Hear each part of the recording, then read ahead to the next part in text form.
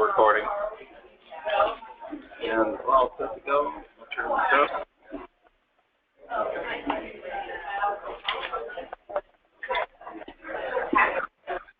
Hi, Beth.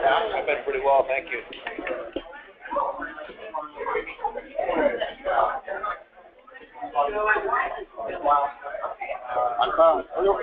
I just didn't recognize. They were there. Fancy for your face, That's what we're in water. We're recording. Good morning, everyone. So you can speak slowly.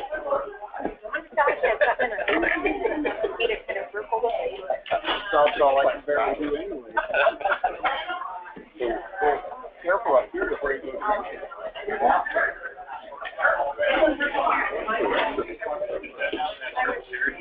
I think a little bit of time. You've got media. It's feeding us. Oh, yeah. I've got some shirts.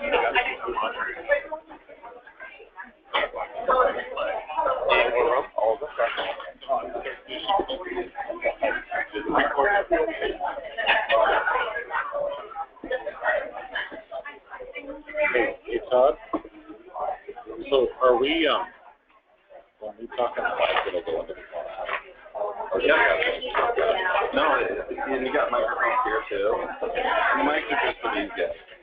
Right. You know, and it's the number of the board meeting, maybe you can talk to this. So someone back there should be talking about it. Right. Yeah, so I got another one to float over there. Okay. Yeah, because we're going to do introductions. So you need to take okay. No problem. We're on it all time. Good morning, everyone.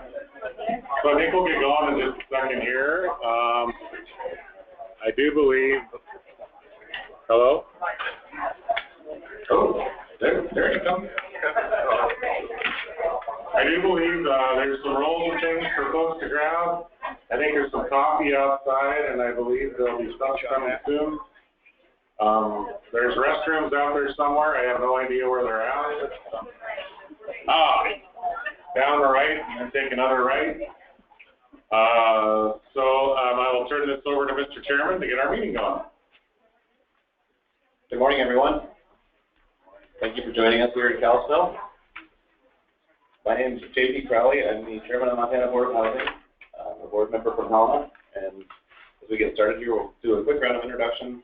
I think Todd's going to bring a microphone around so that everybody in the room knows who everyone else is. And after that, we will move on with the board meeting.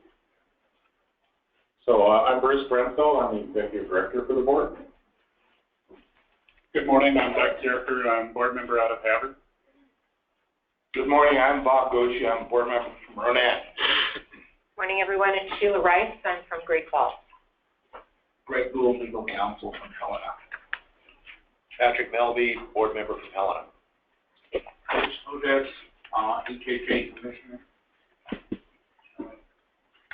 Stacy Flynn, operations manager, Montana Board of Housing. Ashley Mata, admin assistant, Montana Board of Housing. Penny Coates, communications, Montana Board of Housing. Carol Lester, rural development, Kalispell. Mary Bear, multi-channel program, Montana Board of Housing. Vicki Bowers, single family homeownership program, Montana Board of Housing. Ginger Fancer, accounting and finance, Montana Board of Housing. Ready up, public financial manager.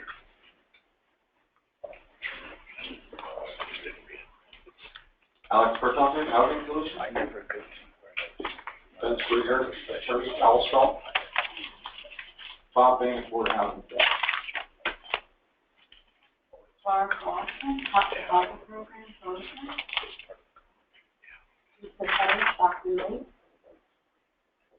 Andrea Davis, Homeward, headquartered in Missoula. Heather McFarland, Homeward. Kathy Plettenberg, Community Development Division at Montana Rockland Commons. Leslie Baldwin from the Independent Living Center. Jim Morton, Human Resource Council as well. Yeah, our Rock Mountain Development Council, Affordable Housing. I'm Liz Moxted with Rocky Mountain Development Council Affordable Housing. Arla Dare, Rocky Mountain Development Council Affordable Housing. Bobby C. Carruthers, Rocky Mountain Development Council Affordable Housing. John Schreck, Commerce, Section 8. I'm also Lechmeister, Helena Housing Board. Mark Palmont, Helena Housing. Jennifer Howell, Community Action Partnership, Area East Halifax. Ravon Stordahl, Public Housing Authority of Youth. Michelle Rickles, Community Action Partnership, Ashland Housing Division. Angela Collins, Community Action Partnership, and Halifax. Marnie McCleary, Housing Director, Community Action Partnership, Halifax. Jennifer Wheeler, raise your hand. Colleen Tennis, Resident Services Coordinator at Village Community Housing Authority in Ottawa. Susan Perez, Tennis, Program Compliance Development Coordinator at Village Community Housing Authority. Nicole Antoine, Village Community Housing Authority. Amy Fitzpatrick, MDOC. Rusty Snow, Summit Housing Group. Don Sturham with Mountain Plains Equity Group, we're a tax credit syndicator based in Billings. Julie Lillard, Treehouse Development, Allen. Katie Gonzalez, Habitat for Humanity, Fort Myers. Mark Sullivan, Riverhead Company. Trina Oliphant, Montana Board of Housing, Tax Credit Program. Charlie Brown, Single Family Program, Montana. Janine Bond, Single Family Program, Board of Housing. Danielle Bauer, Single Family Program, Montana Board of Housing. Brian Barnes, MFP, Public Health. Mary Talkadich, Montana Board of Housing, Work Servicing. There's some other people from there.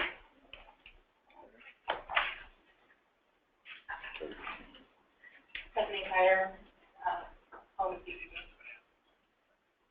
What's the name? Andrew Shank, House Development. Tom Mantrek, Thomas Development, Boise, Idaho. Gwen Thompson, Thomas Development. I'm Aiden Wade, I work for Montana Board of Housing. I'm Todd Jackson, Montana Board of Housing. So just some technical things. We do have the conference call going, and we may have a few folks calling in on that, but we're also recording the meeting part for that. So even though you have a loud voice, you're not allowed to speak unless you use a microphone. There is no excuses, you have to use a microphone. So other than that, I think that's all. Anything else technically we need to? Yeah, we're going to have lunch served at 11:30. This morning, how this is going to work actually is right now we are having an official board meeting for the board so they can take some action on a few business items, and then we'll adjourn the regular board meeting, and it'll be our privilege to have Fred Eoff do a presentation and a active discussion on the 4% tax credits. And we will do that up until 1 o'clock. Like Penny said, we'll have lunch about 11:30 for folks. So, Mr. Chairman. 1 o'clock. Thank you, Bruce. Hey, good morning. Can you guys hear me? This is Jeanette McKee, Board Member Hamilton on the phone. Morning, Jeanette. Hi, Jeanette. Morning, everybody. Sorry I can't be there. Okay, is there any public comment on items that are not on today's agenda before we get started?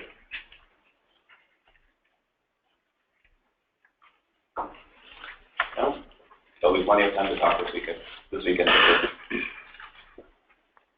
We'll move on to the finance program. Ginger. Rita. She's coming.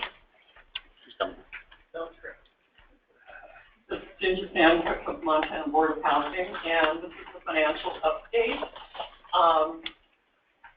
We have a of our investments are in the Federal Home Loan Bank, and most of that will be maturing next month, because in June we will be doing bond calls.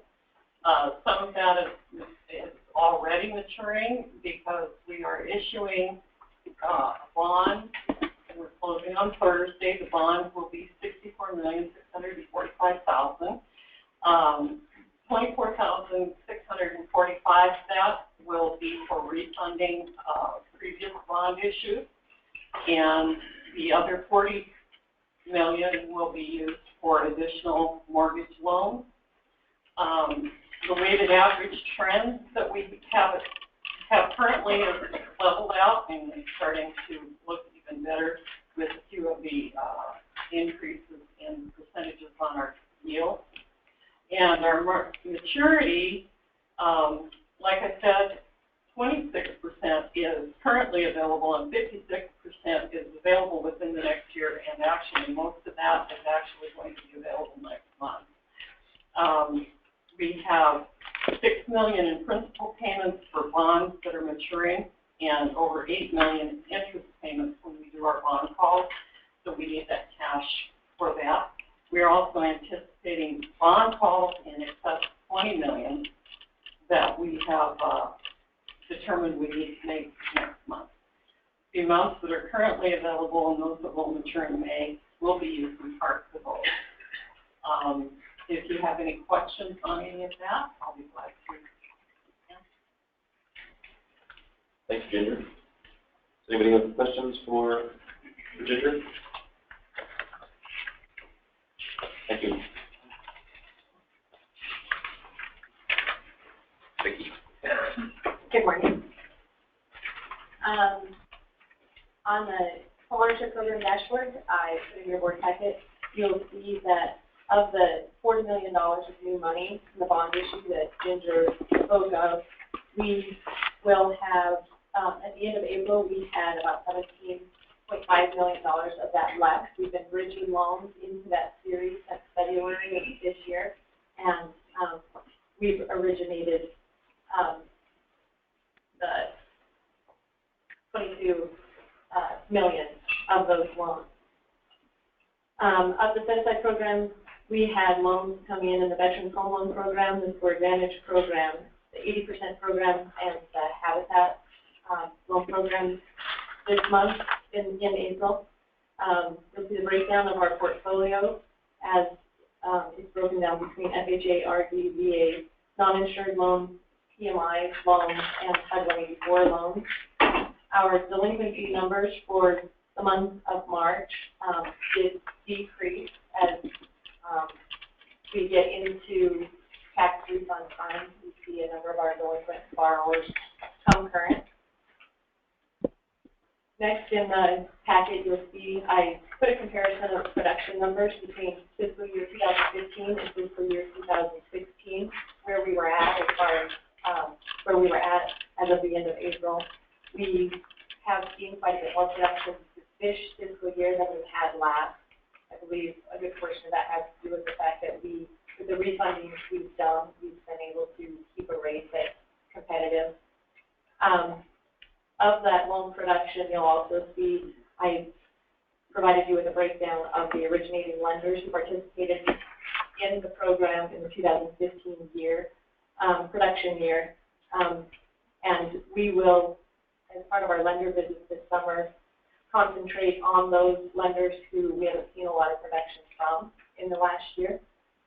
As part of the housing conference here, I did also want to mention that we will be giving out some participating lender awards. This year, the top participating lender was First Interstate Bank, which you can see by the numbers they produced or originated approximately 25% of the loans that were originated in our programs this year. The top participating lender in special programs is Glacier Bank. The top participating lender in the MCC program is Penn Mortgage. And this year, we will recognize two individual loan officers, Don Kessler with Opportunity Bank, produced the most Florida housing loans statewide, and in the Northwest region, Carlos Weber at Glacier Bank. will be presented with recognition for work in our program. Those are my questions. Finish up my update. Any questions for Vicki? Thank you, Vicki. Moving on to mortgage servicing. Karen. Thank you.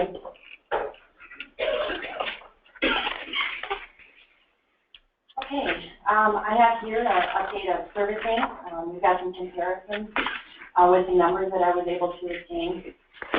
July in 2014, as you can see from there, in January of 2015, we've increased in our portfolio total loans. We also broke down the principal escrow in your last draft. And loans delinquent, we have seen a decrease in numbers.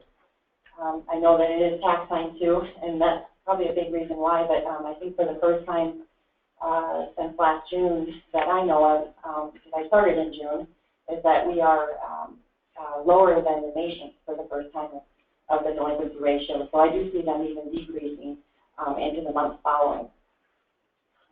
Let's see, we have the, I just thought I'd break it down a little bit of what goes on in our department for loss mitigation as well. We have, we work with our financials and we work very hard with our customers, and we have payment plans, and this is how many we have throughout the portfolio. Is a total of 66.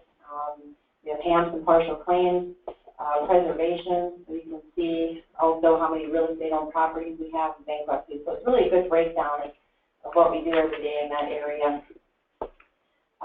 One of the things that I like to discuss as well is our default servicing guidelines and regulations with FHA and HUD. We do have a Tier 1 for the fiscal year, and really that makes me proud of this department because they do work hard for foreclosure prevention.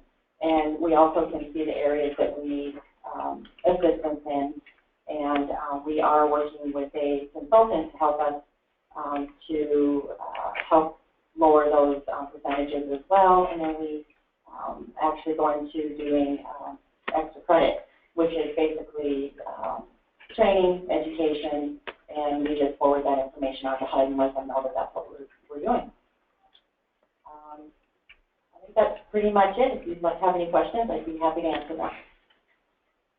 Thank you, Mary. Thank you. Is there any questions for Mary? Moving on to the multifamily program. Mary Bear.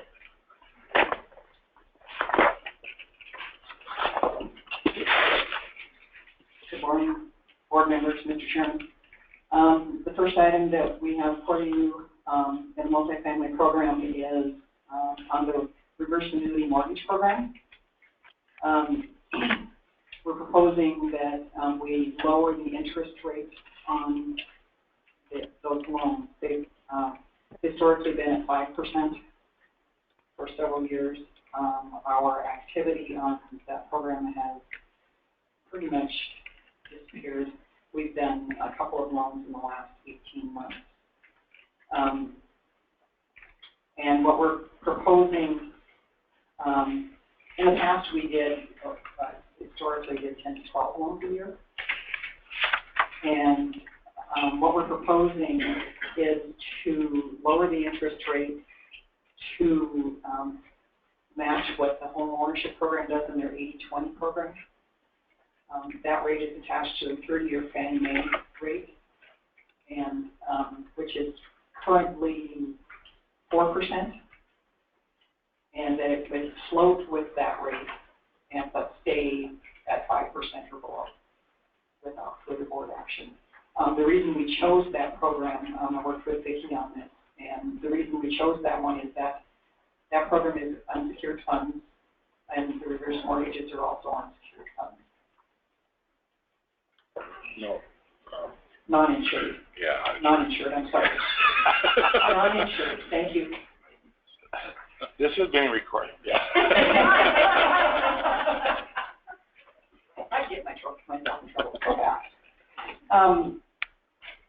We do have a balance of approximately $900,000 in the program right now, and The payoffs that are coming in actually at a fairly good rate at this point, so that balance is building. So there is plenty of money there to hopefully get more loans out the door. So the proposal is that we would attach the RAM rate to the 80-20 rate in the home ownership program. Mr. Chairman, is it just an action or is there a resolution? It's just an action. So moved. Second. Okay, motion has been made by Bob and seconded by Sheila. Are there any comments from board members? Is there any public comment on this proposal? Seeing none. All those in favor? Aye. Aye. Any opposed? None. Okay, and then I'd like to give you a quick update on the Makoshika project in Glendive. We got some newspaper articles on that. All the tenants have been moved out.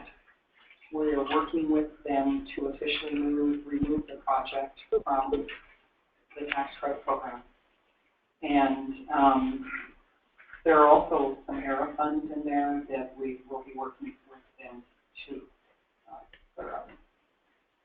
And then I gave you a little bit different, actually a fairly different dashboard this time around that listed a lot of the findings, or all the findings on the tax credit projects that were found when they were out on site visits.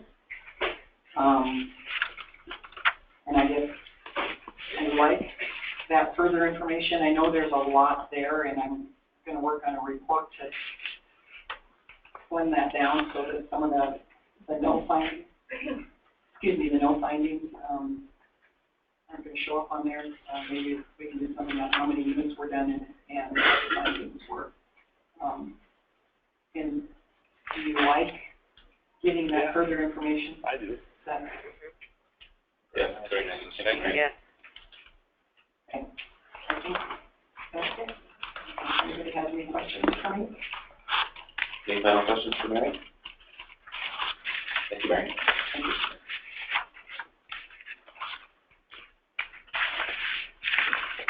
Thank you. Bruce is up next. 19 minutes into our board meeting. That nice. See what I've got going on. So, I think I'm going to actually turn it over to Greg.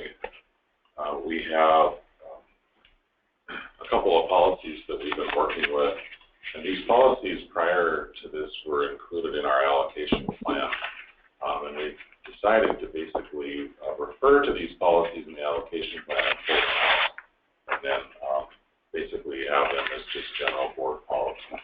So Greg, why don't you explain? Thank you, Bruce. There are two policies here, and again, both of these were set forth in full in the QAP itself previously. So these will be available on the board's website once they've been adopted by the board. The first of those is the ex-party communication policy, and this is not a change in policy so much as a clarification. In addition to moving it out, we tried to clear up the language and try to make it a little bit more functional to be applied. Some of the issues that have come up over the last couple of years, the policy wasn't really very helpful in clarifying how to handle those situations. So the basic policy here, where it says purpose, I think that's really the statement of the policy itself, is that board members should refrain from ex-parte communication with any interested party or their representative regarding any matter on which the board member may take official board action. And then we tried to spell out what is an ex-parte communication and some of the things that are not considered ex-parte communications. But basically the gist of it is that a board member is having some communication with an interested party without notice, an opportunity for other parties to participate or hear that conversation. And the idea is that when information about a matter that the board is going to act on is being discussed, we want everybody to hear it who's interested, all the board members, and have an opportunity for other parties to comment so that the board is fully informed when it makes a decision, and they're obviously for purposes of transparency and the integrity of the process, everything is above board. So if it's something that's a matter of official policy, that communication should take place generally in the board meeting with everyone present on the record. Of course, there's lots of communication with board staff, which is different, and people will submit information that staff will make available to the full board. Of course, people, members of the development community or the housing community, different people who have interest in what the board is doing are going to communicate with board members about general matters of policy, and that's fine. But when we start to get into areas where the board is going to act and they're an interested party, then that's really where the conversation should stop and take place in an official setting. Board members may make speaking appearances and so forth. Again, as long as they're not getting into the specific matters the board is going to act on. Sometimes there might be a communication where somebody says, well, I want to have a matter on the board agenda, and they tell that to a board member. That's fine. Don't get into the substance of it, so communication for purposes of scheduling, et cetera, that's fine, but it has to be fair, so we're not going to have the substantive discussion off the record. We're going to schedule that fairly with notice and opportunity for everybody to participate. So if a board member is approached, contacted on a matter that they will be acting on by an interested party, they should try to stop that conversation and tell them they should contact board staff who can provide information through the proper channels. If a communication does occur, then the board member should disclose that conversation or that ex-parte communication on the record. Again, the idea is that, and this is over on the next page, the top paragraph, the idea is, again, that can be had on the record, that conversation on the record, everybody could hear it and have a chance to weigh in. Communication, ex-parte communications can threaten the integrity or the validity of actions that the board takes, so it's important that we watch out for these things. And we want to avoid those rather than disclose them if that can happen, because it's just better if it takes place in the meeting rather than off the record. So that is the gist of that policy. One item there's a statutory citation. It says 2-12 on 2-15-102. And I'll make that correction before it's. Thank you. JP, do you want to talk about both of these first before the board addresses them, or do you want to do one at a time? Okay, thank you. The second policy is the policy on information request and release. In addition to moving this policy into a policy on the website out of the QAP, the legislature did amend the public record laws in the last legislature.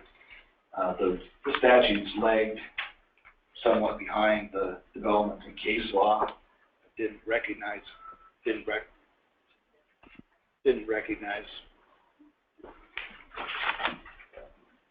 Battery went dead.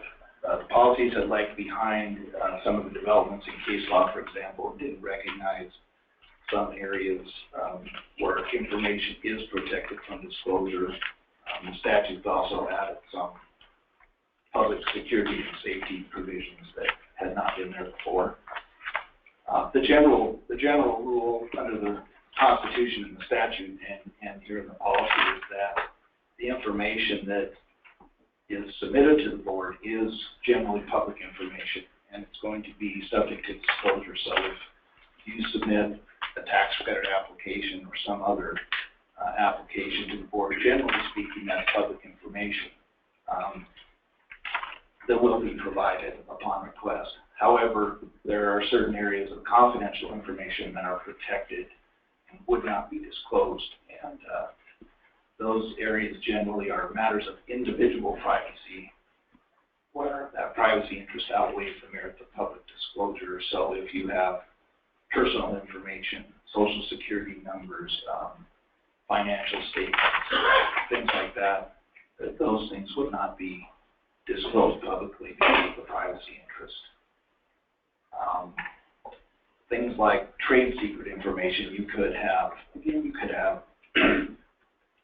financial information or business plans of a business entity or some kind of financial information, maybe for a corporate entity or some other entity of the limited partnership that would involve in a project. Some of that might be protected and not disclosed.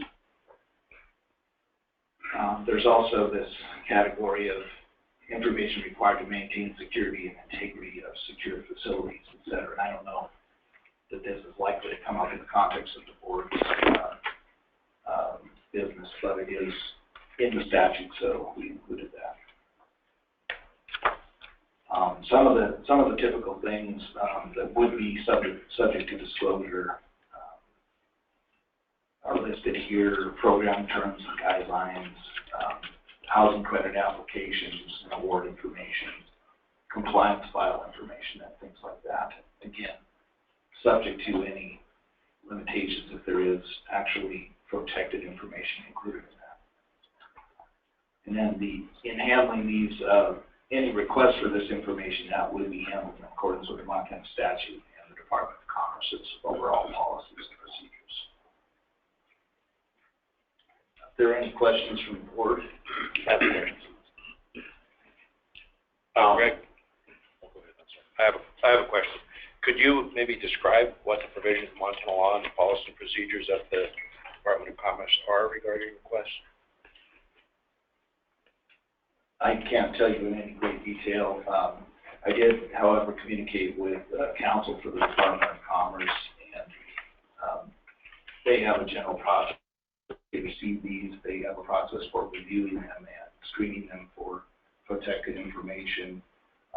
And I believe their policy is to communicate with the owner of that private information to find out whether that party has an objection or not to disclosure of that information, or whether they actually assert that it is protected. And I understand it, the policies within the state of Montana, agencies, and government as a whole have been under some revision in response to this statutory change. So we didn't want to create a separate set of procedures and policies. I agree with that. I'm just trying to get some clarification here. One other question, Mr. Chairman. Who is responsible for defending against a request for confidential information? Is it the agency or the owner of that information? I can't say off the top of my head for sure how they're handling that. Traditionally, the way that has been handled is that the party would be contacted, and if they assert that the information is protected, they would have to come in themselves and defend that information from disclosure. Thank you. Rather than the agency have to do so. I believe that's correct. Mr. Chairman? The other thing that I just wanted to mention was we do plan on doing some training for the board members and the public, probably at least annually, especially on the ex parte policy, because I think it's just a good reminder as we're going through tax credit rounds and whatever, that folks keep this in mind. And the other thing is I think if you just have any questions or if it doesn't quite feel right, I think the best answer is to just say, hey, I'm not sure this is a proper communication. I need to check with the board staff or work with Greg, and we'll just make sure we're doing this the right way. Mr. Chairman, I would move adoption of the two policies with the one change in the statutory reference in the ex parte policy. Second. Okay, motion has been made by Pat to accept both these policies with the change in the statute language in the ex parte communication policy, and seconded by Sheila. Are there any comments from board members? Mr. Chairman, one additional point in the information request and release policy, I did also notice there was a little bit of language left out in that paragraph right under scope. It should read, public information is any information prepared, owned, used, or retained by the board relating to the transaction of official business, except for information that is accorded confidential status or protected from disclosure by applicable law. And that language follows the statutory language. Mr. Chairman, I would amend my motion accordingly if Sheila agrees. I agree. Okay. Motion is made, seconded. Is there public comments from anybody in the room? Or questions from anyone? Seeing none. Board members, all those in favor? Aye. Aye. Aye. Any opposed? None. Motion passes.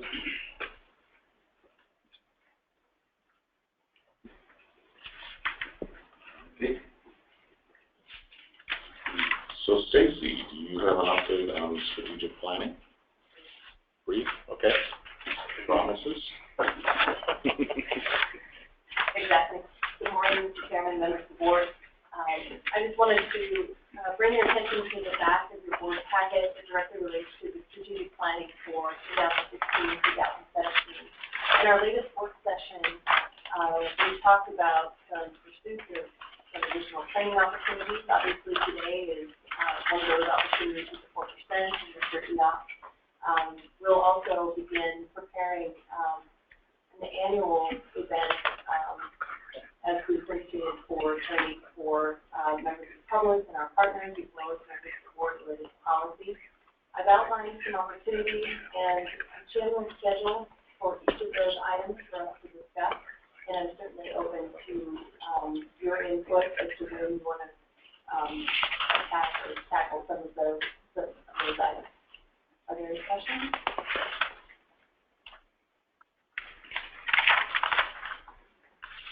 All right, thank you.